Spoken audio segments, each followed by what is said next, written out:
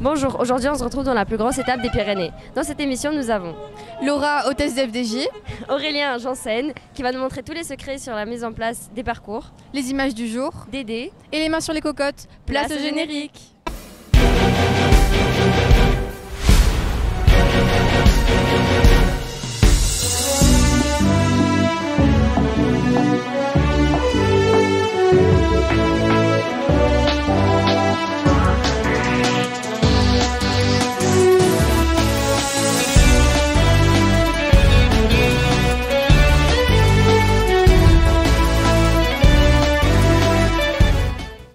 Amina, tu trouves pas que les routes du Tour de France cette année elles sont super belles? Si, je trouve qu'elles sont super belles. Mais d'ailleurs, tu sais comment elles sont faites?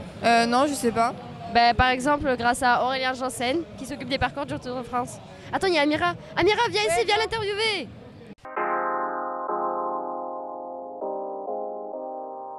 Bonjour. Bonjour.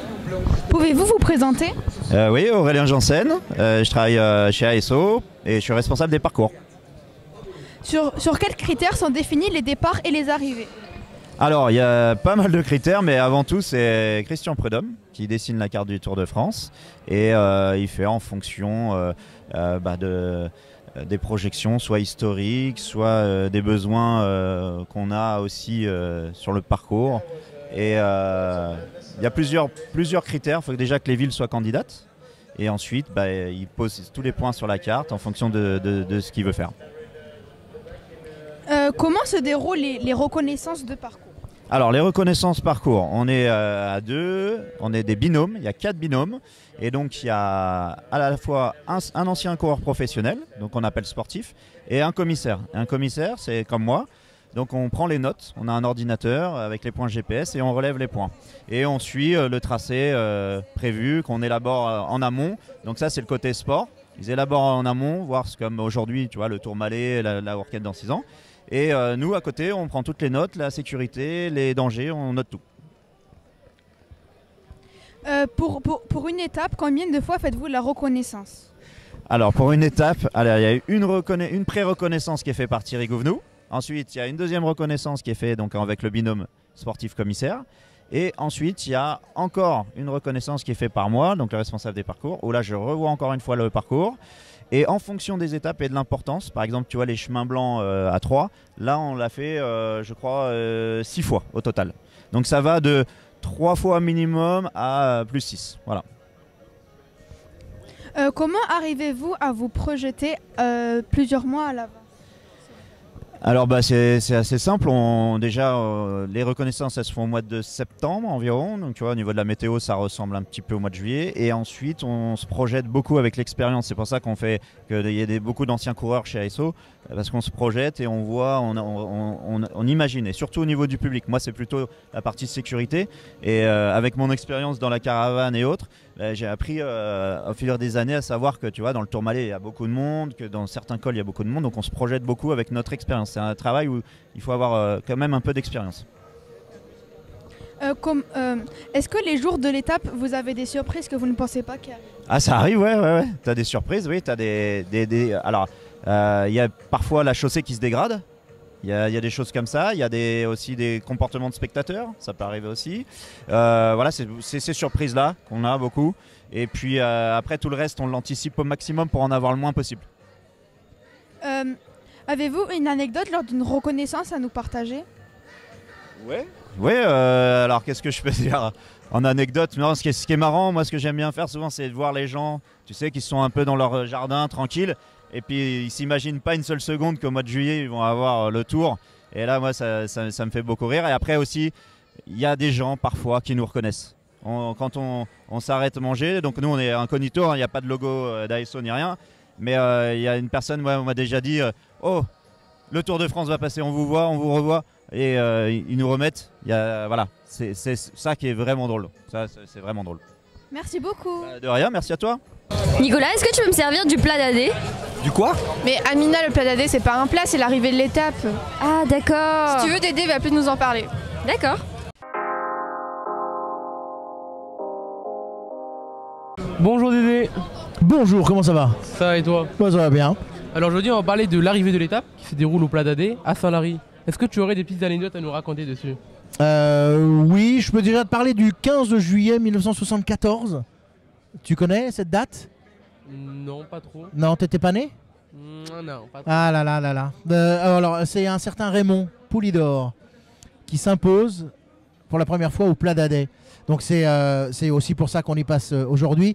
C'était il y a 50 ans et donc c'est une date anniversaire pour cette magnifique arrivée au sommet. On est donc dans les Pyrénées, on part de Pau, on arrive à Saint-Lary-Soulan, on a 151,9, donc 152 km de course. On va avoir des cols à passer, évidemment le classique col du Tourmalet, bon ça on le connaît par cœur. Cette fois-ci, on passe pas par la Mongie, on passe par l'autre côté. Hein. On remonte et on redescend par la Mongie.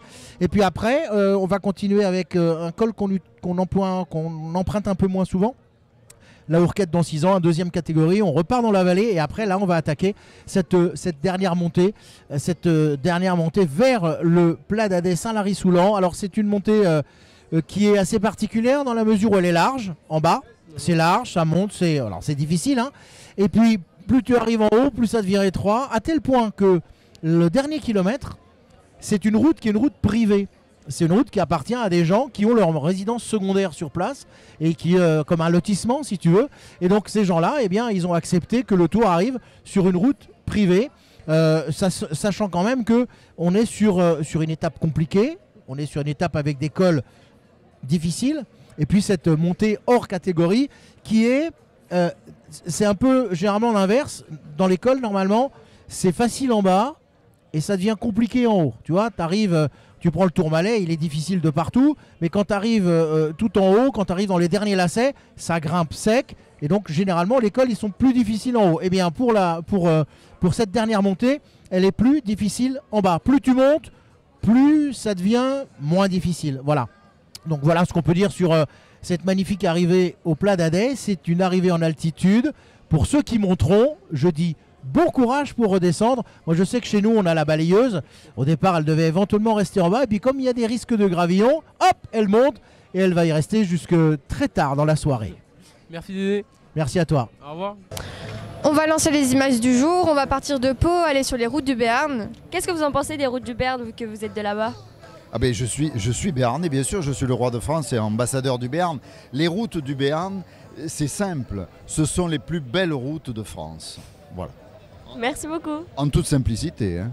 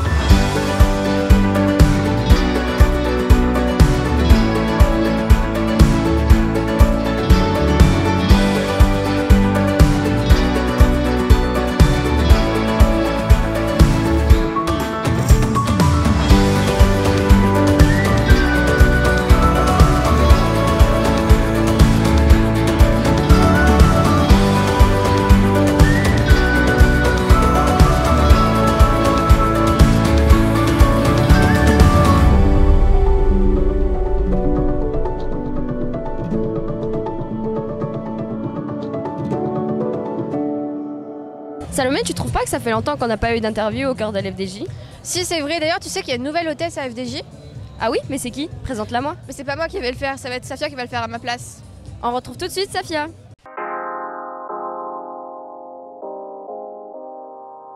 Bonjour Laura, peux-tu te présenter? Bonjour, alors du coup je suis Laura, je suis sur mon 10e Tour de France cette année. Quelle est ton expérience sur le Tour de France? Du coup c'est mon 10e, j'ai fait plusieurs postes en tant qu'hôtesse, pilote RP, j'ai même été dans l'organisation, hôtesse protocolaire et donc cette année hôtesse pour la FDJ. Suivis-tu le Tour de France avant de travailler? Oui, depuis toute petite, au Mont Ventoux, puisque moi je viens du sud de la France. J'allais avec mes parents, même un peu dans les Pyrénées, suivre les coureurs sur les étapes qui passaient du coup près de chez nous. Tu es nouvelle cette année chez FDJ. Est-ce que ça te change des autres postes que tu avais auparavant? Non, ça ressemble un petit peu à ce que j'avais fait auparavant sur le village départ. Donc c'est de l'accueil d'invités et l'accueil invité sur les espaces est similaire à ce que j'avais déjà fait avant. As-tu un petit chouchou dans l'équipe Groupama FDJ? Un coureur? Non, on a la chance qu'ils viennent nous voir un peu tous les matins sur le stand. Ils arrivent, généralement ils sont 6 ou 7 et tout le monde est sympa, toute l'équipe est sympa. Donc non, on les accueille tous pareil, j'ai pas de chouchou. Merci beaucoup. Merci. Amina, tu connais la croustade aux pommes? Non, pourquoi? Tu connais pas? Ma grand-mère m'en faisait plein quand j'étais petite. Mais c'est quoi? C'est une sorte de tarte aux pommes. J'aimerais bien goûter. Bah viens, on demande au pitchoun. Mais viens, on va demander à Safia et à Randa de nous en faire. Allez.